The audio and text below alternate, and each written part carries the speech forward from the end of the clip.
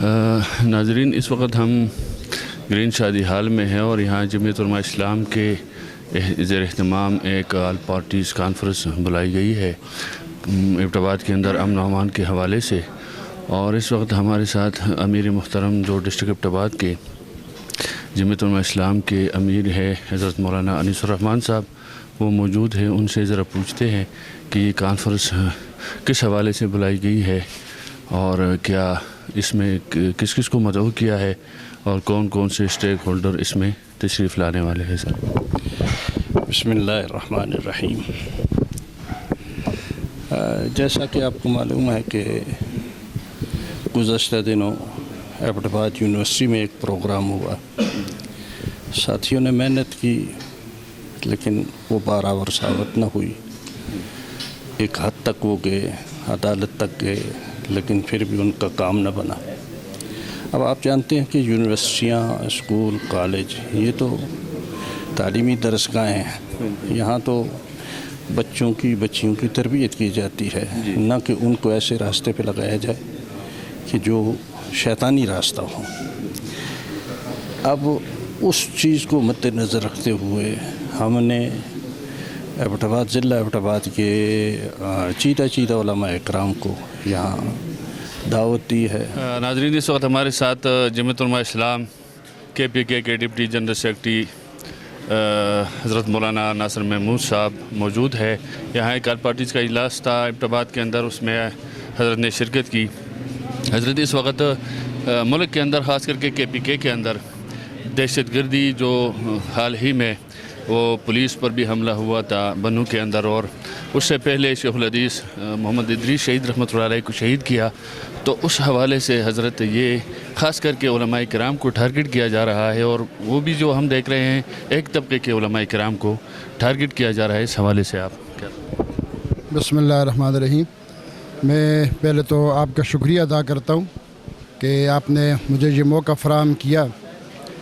یقیناً اس وقت جو سب سے مشکل حالات ہیں وہ جمعیت علماء اسلام کے لیے بنائے جا رہے ہیں، اس لیے کہ آپ دیکھ رہے ہیں کہ جو قوتیں اس ملک کے خلاف سرگرم عمل ہیں اور عالمی طور پر بھی مسلمانوں کے خلاف جو قوتیں سرگرم عمل ہیں، وہ اپنے راستے میں سب سے بڑی رکاوٹ جمعیت علماء اسلام کو سمجھتی ہیں۔ اس لیے سب سے بڑا ٹارگٹ ان کا جمعیت علماء اسلام ہے، اور ہمیں افسوس سے یہ کہنا پڑ رہا ہے کہ جمعیت علماء اسلام مسلسل جنازے اٹھا رہی ہے اپنے اکابرین جمعیت علماء اسلام کے، وہ بہت بڑی شہادتیں پیش کر رہے ہیں۔ ابھی شیخ ادریس جو ہزاروں علماء کرام کے استاد تھے، شیوخ حدیث تھے، بہت بڑی عزت احترام اور ان کا مقام عوام میں، آج انہیں جس طرح شہید کیا گیا، اس سے پہلے دیگر علماء کرام کو شہید کیا گیا۔ آپ نے دیکھا ایک دن میں باجوڑ میں 80 جنازے جمعیت علماء اسلام نے اٹھائے۔ یہ تو میں نے آپ سے کہا، آج یہاں پہ جو علماء کرام آپ نے دیکھا اتنی بڑی تعداد میں ضلع ایبٹ آباد کے علماء اکٹھے ہوئے، اور وہ یقیناً اسی پیغام کے لیے اکٹھے ہوئے کہ آپ ایک طرف سے علماء کو شہید کر رہے ہیں اور دوسری طرف بے حیائی، فحاشی اور عریانی کو عام کر رہے ہیں۔ تو یہ علماء کرام نے اکٹھے ہو کے یہ میسج دیا ہے کہ آپ جتنی بھی شہادتیں ہوں لیکن ہم اپنے مشن سے پیچھے نہیں ہٹیں گے۔ ہمارا جذبہ اور زیادہ بڑھ جاتا ہے جب ہمارے کوئی اکابرین میں کوئی جام شہادت نوش کرتے ہیں، تو پھر ہم ان کے خون سے ایک نیا حلف کرتے ہیں اور وفاداری کا حلف کرتے ہیں کہ ہم آپ کے مشن کی تکمیل کے لیے اپنی جانوں کی قربانی دے دیں۔ بسم اللہ الرحمن الرحیم۔ میں آپ کا انتہائی مشکور ہوں کہ آپ نے اس موضوع پر مجھے کچھ کہنے کا موقع دیا۔ میں دو باتیں کرنا چاہ رہا ہوں اس موقع پر۔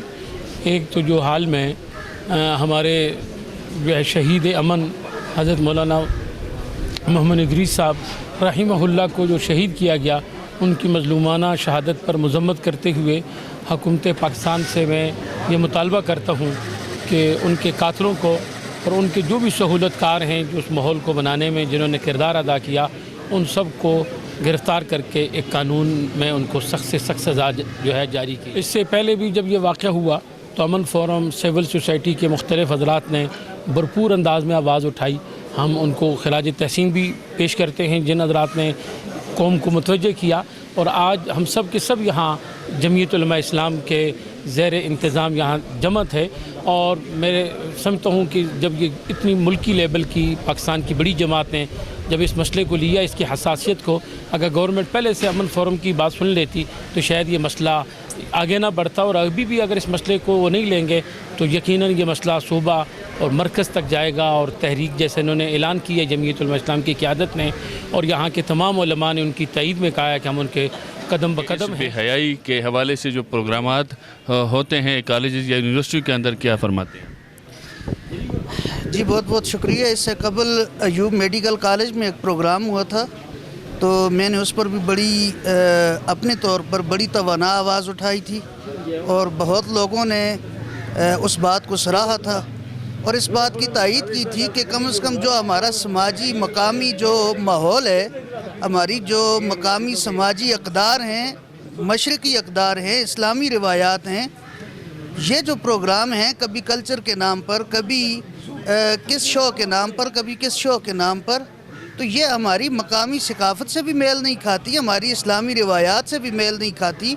जो हमारी अक़दार हैं, समाजी अक़दार, ये किसी लिहाज से ना हमारी अखलाक़ी अक़दार से ये मेल खाती है, ना समाजी अक़दार से किसी लिहाज से मेल नहीं खाती। तो कोई जस्टिफिकेशन नहीं बनती कि इस तरह की शो हमारे इन असरी तालीमी इदारों में हों। और मैं समझता हूँ अभी तो ये आगाज़ हुआ है, सबसे पहले इनकी ये कोशिश होगी कि मुआशरे में इन चीज़ों को नॉर्मलाइज़ किया जाए, जिस पर मैंने अंदर हाल में भी आवाज़ उठाई है कि सबसे पहले ये कोशिश करेंगे कि मुआशरा ज़हनी तौर पर इन चीज़ों को कबूल करना शुरू कर दे। तो अभी से उलमाए किराम ने बहुत बर वक्त इक़दाम किया है कि अभी से इस आने वाले तूफ़ान को समझा है, देखा है और इसके हवाले से बंद बांधने की कोशिश की है।